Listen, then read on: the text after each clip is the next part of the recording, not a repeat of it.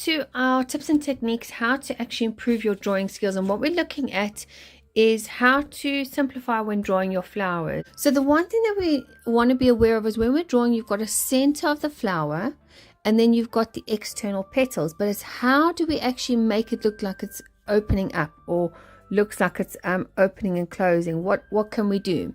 And that you can do just based down to simple line work. So if I do this and I'm doing circles in place first and then I do little petals around, I can create various shapes around there to show just with line work that the petals are opening up.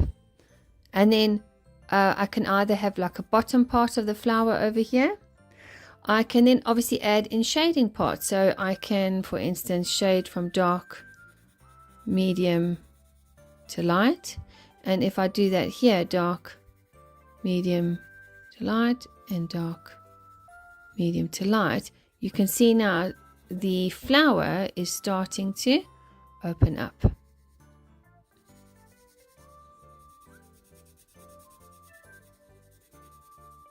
So that's one way of when I'm drawing my flowers, what I can do.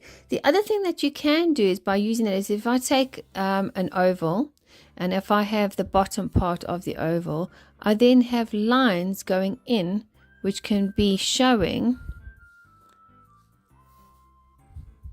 those areas.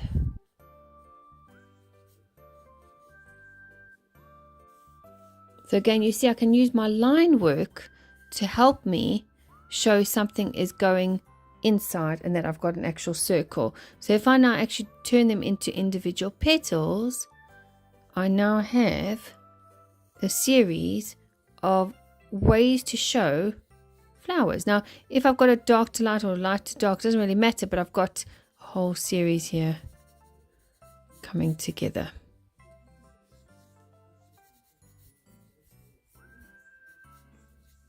Okay, so you've got two ways to show how to draw your flowers. Go look through flower books and actually see where we've got our basic shapes, circles and ovals, and then how we are overlapping them and how you're moving them around and forward. So if you've got various circles there, how can you move those around to obviously then show that you've got a flower, and then you can do it like that, come it all around like that.